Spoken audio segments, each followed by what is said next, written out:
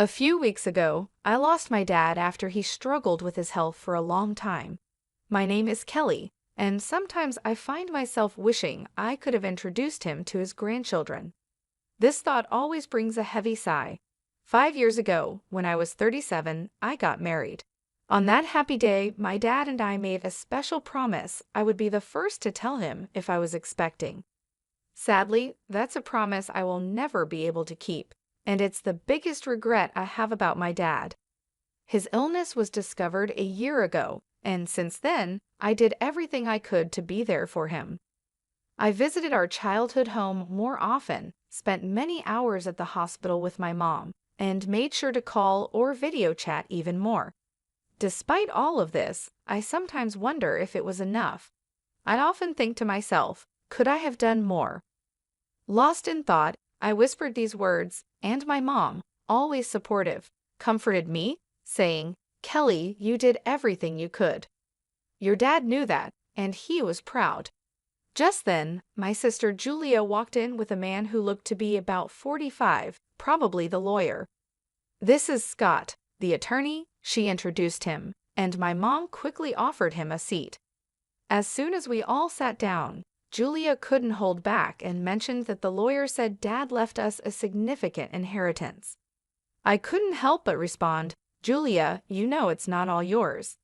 That comment instantly changed the mood. My sister and I have always had a rocky relationship, made worse by our dad's illness. Her refusal to visit our dad, even though I tried to bring them closer, didn't help. Her attitude has always been a problem, and it became even more noticeable during these difficult times. Looking back, my words to her might have been too harsh, driven by my worry for our father.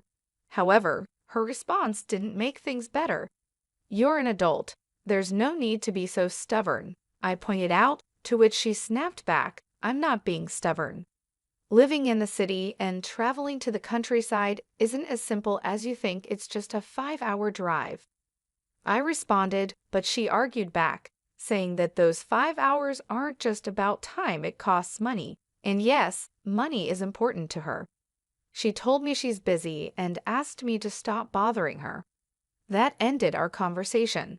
Despite the distance, I always thought she could make an effort to visit now and then. This belief was a big reason why our relationship started to fall apart. In the end, she never visited our father, and the distance between us only grew. The tension in the room increased until the lawyer stepped in and suggested we all take a moment to calm down. I apologized, saying, "I'm sorry," which seemed to make things a bit better. The lawyer then explained, "As I mentioned over the phone, I'm here about your father's will." My mother, looking confused, asked quietly, "When was this arranged?" The lawyer replied, "A few weeks before he passed. Your father reached out to me.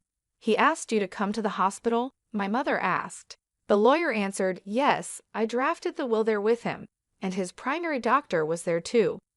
It was arranged that the doctor would notify me after your father passed, which is why I contacted you now." The lawyer then took out a white envelope and placed it in front of us. Recognizing my father's handwriting on the envelope, I whispered, "That's definitely Dad's handwriting." Julia, visibly impatient, demanded, "Just get on with it." "What does it say? You know I'm busy."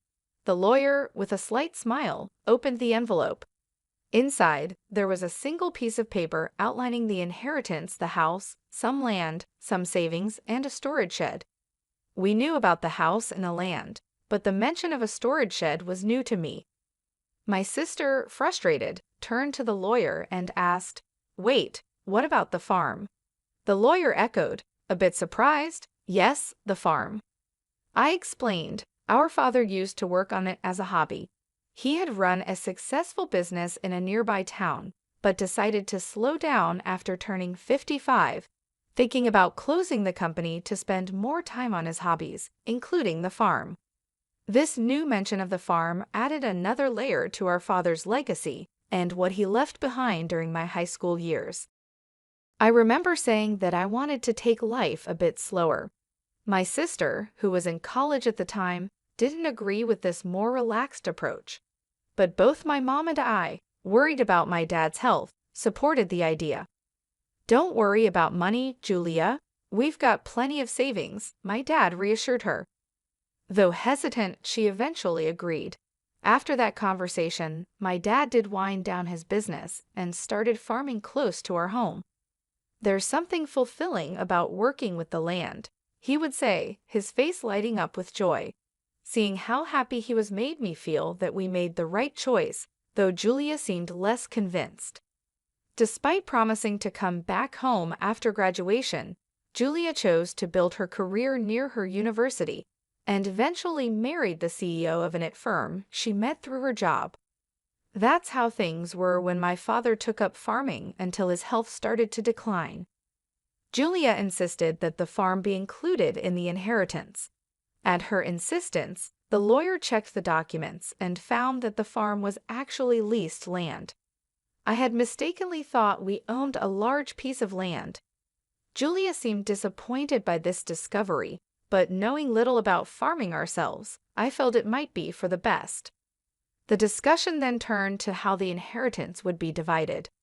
"The house and the surrounding land will go to the wife," the lawyer said. Julia smirked, probably thinking about how the remaining assets would be split. "The rest, including the savings and the storage shed, should be divided between you three," the lawyer suggested. "Savings? That means cash, right?" "I'll take that," Julia said, focusing on the money. "The total savings amount to approximately $300,000, and this sum is not subject to inheritance tax," the lawyer informed us. "I want the $300,000 in cash," Julia declared, feeling like she had won. But this didn't sit well with me, and I spoke up. "Hold on, I don't agree. Why should you get all the cash?" I protested. "Because I'm the eldest," she argued, as if that settled it. "Fine, you can have the storage shed. What's that even worth anyway?" she added dismissively, turning back to the lawyer for more details. "It's the shed next to the farm. Whoever inherits it will own the structure, the land it's on, and anything inside it," the lawyer explained. Suddenly, Julia's attitude changed when she heard there was additional land. It struck me as odd that, even though she was married to a successful CEO, her desire for more seemed never-ending. As the lawyer explained more about the storage shed, he mentioned it came with a small piece of land, about 90 square feet, roughly the size of a small bedroom. He then laid out some photos of the shed for us to see, showing both the outside and inside. The shed looked quite run down from the outside, and inside it only had simple gardening tools like hoses, scissors, and shovels, nothing that seemed particularly valuable. My sister made a face of disgust when she saw the photos. "I don't want this," she said, looking closely at the images. They really just showed everyday items, more valuable for their memories than for money. "Fine, you take the cash. I want nothing to do with that old shed," she said, clearly wanting to distance herself from what she saw as a worthless inheritance. "Hold on, that seems unfair," I protested, realizing how uneven the division was. My sister quickly agreed to take the cash, knowing it was the more valuable option, leaving me with what she saw as worthless. Her insistence made me feel trapped, especially when my mother said, "As long as Julia doesn't complain later, I see no problem with this arrangement." Complain? Why would I? Julia quickly agreed, satisfied with getting the cash, leaving me with the shed. I couldn't hide my disappointment, but before I could argue more, Julia dismissed my concerns, accusing me of being too sentimental. "You care more about our father than money, right?" she challenged, leaving me momentarily speechless. It's true that family should be valued over money, but her quick decision left me feeling unsettled. In the end, my mother inherited the house and land, Julia happily took all of Dad's savings, and I was left with the neglected shed. After agreeing to the division, Julia even signed a document promising not to dispute how the inheritance was split, laughing confidently as she did so. I couldn't contain my frustration and later expressed my disappointment to my mother. "Why didn't you support me?" I asked, feeling let down. My mother insisted she had helped, claiming that her involvement made sure I got the shed. But I'm not happy with just the shed, I argued, unable to see its value. You might find something unexpectedly wonderful if you give it a chance, my mom suggested, trying to be optimistic. Despite my frustrations, her words sparked a faint glimmer of hope. Maybe there was more to the shed than it seemed, a thought that left me wondering. I tried to make sense of the day's events. After getting the key from the lawyer, I walked to the shed, which was beside a field about 15 minutes away from our house. The path was quiet and rarely used, adding to the peaceful yet somber atmosphere. The field, which my father had leased until he recently went into the hospital, was now empty, giving the place an untouched and solemn feeling. When I unlocked the shed, I was greeted by a thick layer of dust, showing how long it had been neglected. "Wow, it's really dusty," I said, noticing the heavy scent of disuse in the air. Even though I felt a bit disappointed at first, I still hoped to find something special of my father's, maybe a keepsake hidden inside. As I looked around the shed, it quickly became clear that it was just a simple space filled with farming tools. These items might have held sentimental value, but they didn't seem particularly special at first glance. I thought to myself, maybe I should just take what's inside for now, as I scanned the dim and cluttered surroundings. Then I noticed something odd about the shed's size. It seemed smaller on the inside than it did from the outside, which puzzled me. Was it a trick of the light, or was my mind playing tricks on me? I stepped outside to get a better look, still curious about the strange difference. Driven by curiosity, I decided to explore the outside of the shed. As I walked around to the back, hidden among a dense group of trees, I found a second door. "Wait, another entrance?" I gasped. From inside the shed, there had been no sign of this door. It looked like there was only one way in and out. This discovery hinted at a hidden space, only accessible from this secret back door. A surge of excitement rushed through me. Could this be one of Dad's secrets? He loved surprising us, always finding joy in the unexpected, like the surprises he planned for my birthdays. The memories brought tears to my eyes as I re-entered the shed, determined to find the key to this hidden door. After a thorough search, I was ready to discover what lay beyond it. I found 4 keys cleverly hidden inside the handle of a shovel. Excited, I rushed to the back door and tried one of the keys. With a satisfying click, the door swung open. Inside this small, hidden space stood a large safe, alone and imposing. "Is this from Dad's company?" I wondered aloud, as a flood of questions filled my mind. What secrets did it hold? Was this my father's way of leaving a final piece of himself behind? The discovery hinted at parts of my father's life that I had yet to uncover, like a personal treasure hunt he had left for me to explore. I immediately recognized the safe as the one that used to sit in the corner of my father's office, a familiar sight from my childhood. Seeing it brought a wave of nostalgia over me. This safe was a real connection to my father, making the inheritance feel even more meaningful. Knowing my dad, this felt like just the beginning of his final surprises for me. "There's got to be more," I whispered to myself as I used the 3rd key to unlock the safe. The door creaked open, revealing contents that left me completely amazed, an unexpected legacy. Realizing how important this discovery was, I quickly secured the safe and went to tell my mother. Later, with my husband's help, we moved the safe from my parents' home. It occurred to me that these valuable items, likely part of my inheritance, might have tax implications. Wanting to handle this properly, I decided to seek legal advice. Following the lawyer's suggestion, I contacted a certified public accountant, CPA, recommended by a friend to help navigate the possible tax issues. This professional took care of the complicated details, making sure everything was in order. A year passed as we dealt with these matters when, unexpectedly, my sister showed up at my home. Her visit was surprising, especially considering our strained relationship over the inheritance. I was just in the area, she claimed, but her uneasy behavior and the fact that we lived 20 minutes apart made her visit seem less than casual. Despite our complicated history, I invited her in. After serving coffee, she seemed restless and finally asked, "Did you win the lottery or something?" Her question puzzled me. I never played the lottery, and it wasn't the time for my husband's holiday bonus. "What are you getting at?" I asked, trying to understand her point. I finally asked her to clarify her strange accusations. Her mood shifted suddenly to irritation. "Are you making fun of me?" she accused.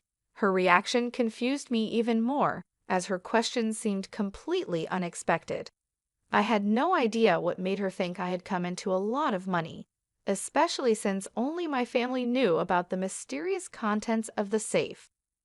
My sister was filled with curiosity about money, insisting that I must have received a significant amount. She told me about a recent conversation with our aunt in the city, who unknowingly sparked her curiosity. Our aunt mentioned receiving a $5,000 gift card from me as a thank you for visiting our father during his illness. This gesture led my sister to wildly speculate that I had stumbled upon some unexpected fortune. "You've come into some money, haven't you? Just admit it," she pressed, looking for answers.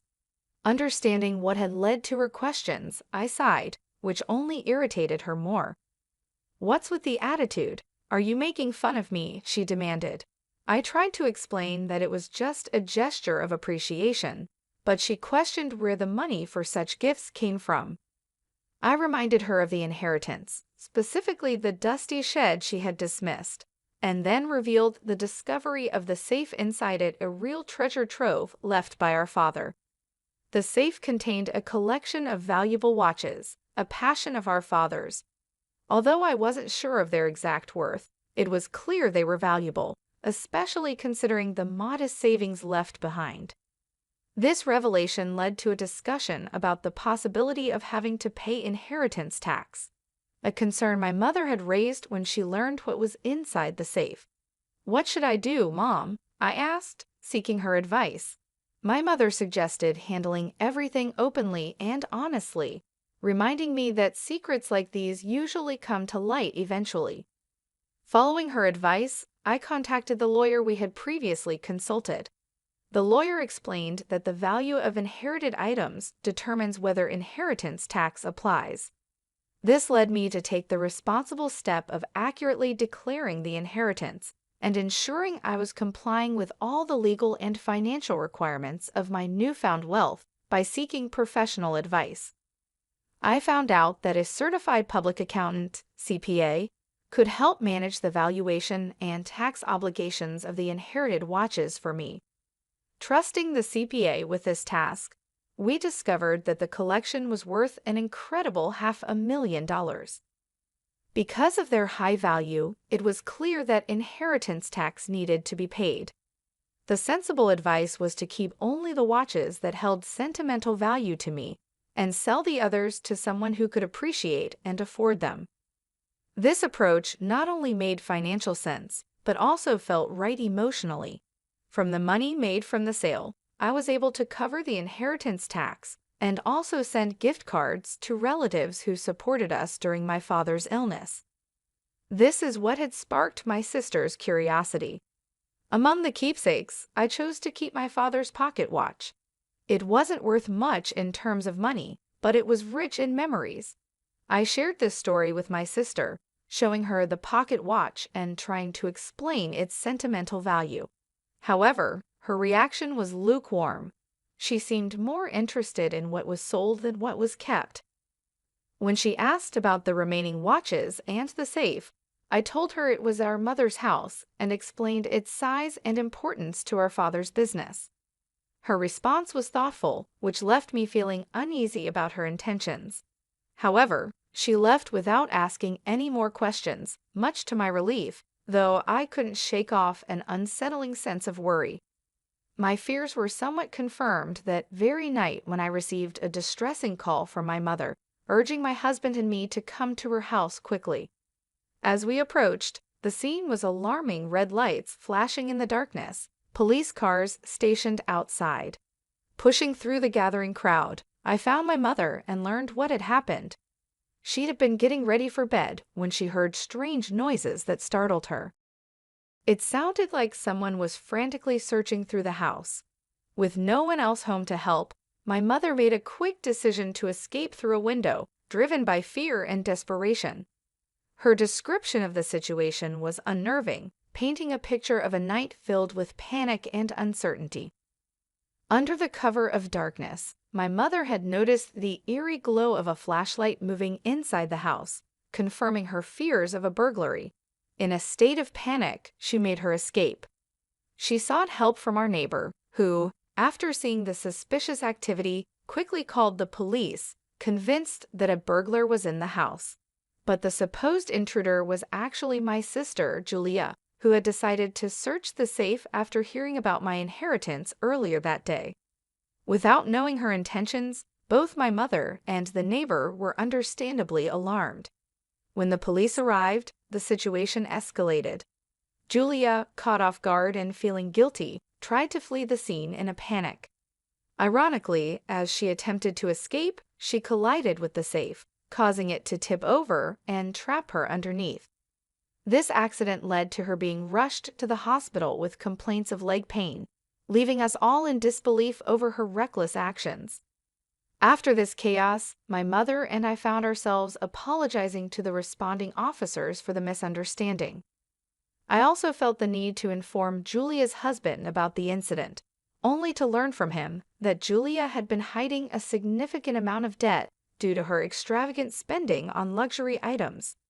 Their recent argument had ended with her storming out, determined to borrow money from our mom to settle her financial troubles. What we didn't know was that she had already used up her inheritance in an attempt to pay off her debt. Julia's husband, already stressed from discovering her financial mismanagement, declared his intention to divorce her after hearing about her latest escapade. This revelation explained Julia's desperate actions that night, which led to a tense scene at the hospital where her husband brought up the subject of divorce. The entire ordeal turned into a dramatic clash, highlighting the serious consequences of Julia's actions and the turmoil they caused in our family. Julia was adamant, insisting, "I'm not getting a divorce, absolutely not." But the reality of her situation became clear when her husband presented the divorce papers. Faced with undeniable evidence of their broken relationship, she had no choice but to sign them. Now confined to her hospital bed, with a mix of shock and resignation, she was flipping through a part-time job magazine, clearly thinking about how to tackle her debt with new employment. While this turn of events was unfortunate, it offered a small glimmer of hope that she might finally take responsibility for her actions after everything that had happened. I made an important decision to move back to my childhood home. The chaos had definitely made me worried about my mother's well-being, but there was also a happier reason behind my choice I found out I'm expecting. After a lot of discussion, my husband and I agreed that moving back would be the best decision. This way, we can have my mother's support as our family grows. Even though I regret that my father couldn't be part of this joyful news, I find comfort in believing he would have shared in our happiness. As I step into this new chapter, the excitement of welcoming a healthy child fills me with peace and hope for the future, despite the recent family troubles.